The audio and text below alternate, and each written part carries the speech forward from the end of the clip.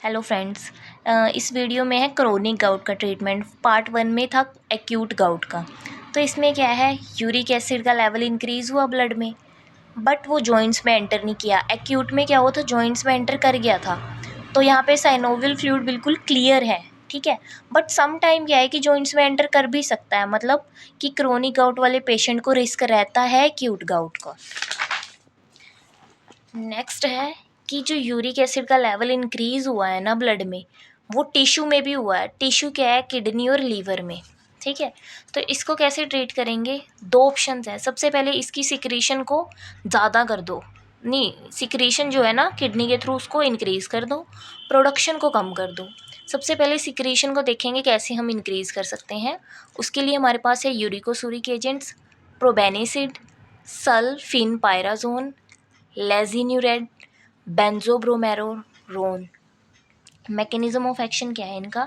सबसे पहले देखो, नॉर्मली क्या है, जो यूरिक एसिड था ना वो ट्रांसपोर्टर से ब्लड में एंटर हो रहा था, ठीक है। तो ड्रग जो थी एक्सक्रीट हो रही थी ट्यूबुलर सिक्रीशन के थ्रू, और जो ड्रग थी वो एंटर हुई किडनी में, ठीक है। बट जो यूरिक एसिड के एजेंट्स हैं ना, ड्रग्स, वो क्या करेंगी, जो ब्लड था ना, ब्लड एंटर हो रहा था ट्रांसपोर्टर के थ्रू ब्लड में यूरिक एसिड, तो उस ट्रांसपोर्टर को ही इसने ब्लॉक कर दिया, जिससे जो यूरिक एसिड था वो ब्लड में नहीं आएगा बल्कि डायरेक्ट किडनी के थ्रू एक्सक्रीट होएगा, ठीक है। नेक्स्ट यहाँ पे हम ड्रग यूज़ करते हैं पेनिसिलिन जी प्लस प्रोबेनिसिड। ये लॉन्ग एक्शन होता है इनका। यूरिकोसूरिक एजेंट्स जो है ना वो कॉन्ट्रा इंडिकेटेड है किडनी फेलियर में, क्योंकि हम क्या कर रहे हैं, किडनी के थ्रू ही तो एक्सक्रीट करा रहे हैं। अगर किसी की किडनी फेल है तो वहाँ पे तो टॉक्सिसिटी हो जाएगी और ज़्यादा ही सीवियर हो जाएगी कंडीशन। और जो ये ड्रग्स है ना, ये एक्यूट गाउट में बिल्कुल ही कॉन्ट्रा इंडिकेटेड है। नेक्स्ट यहाँ पे पेशेंट को एडवाइस हम क्या देंगे कि ज़्यादा से ज़्यादा फ्लूइड इनटेक करना है, जिससे यूरिक एसिड फास्टली सिक्रीट हो। अब क्या है, सेकंड जो प्रोडक्शन थी यूरिक एसिड की उसको कम करेंगी। नॉर्मली क्या होता है, हमारे पास प्यूरिन जो एक प्रोटीन है वो कन्वर्ट होता है एक्जेंथीन में, और यहाँ पे एक एक्जेंथीन ऑक्सीडेस है जिसकी वजह से वो यूरिक एसिड में कन्वर्ट होता है, और ये यूरिक एसिड हमारा इनसोल्यूबल है, ठीक है। बट जो ये ड्रग्स है ना, ये क्या करेंगी, हम क्या करेंगे, अगर एक्जेंथीन ऑक्सीडेस को इनिबिट कर देते हैं तो एक्जेंथीन का लेवल इंक्रीज़ हो जाएगा, और वो एक्जेंथीन जो वो हमारा सोल्यूबल होएगा, है ना। तो अब हम यहाँ पे जो ड्रग्स यूज़ करेंगे, allopurinol and फेब्यूएक्सोस्टेट।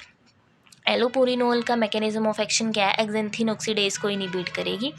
Drug of choice क्या है, क्रोनिक गाउट के लिए, और काला ज़ार में भी इसको यूज़ किया जाता है। यहाँ पे एडवाइस क्या देनी है कि लो इनटेक करना है प्रोटीन वाली डाइट का, ठीक है।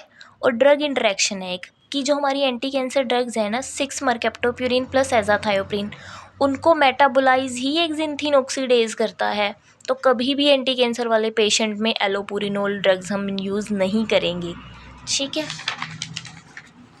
नेक्स्ट है फेब्यूएक्सोस्टेट। ये भी एक्जेंथीन ऑक्सीडेज को इनिबिट करेगी, बट इसमें प्यूरीन प्रेजेंट नहीं है। अगर किसी पेशेंट को प्रोटीन से, प्यूरीन से एलर्जी है तो उसमें हम ये यूज़ कर सकते हैं। Thank you. अगर मेरी वीडियो अच्छी लगी हो तो लाइक सब्सक्राइब ज़रूर करना।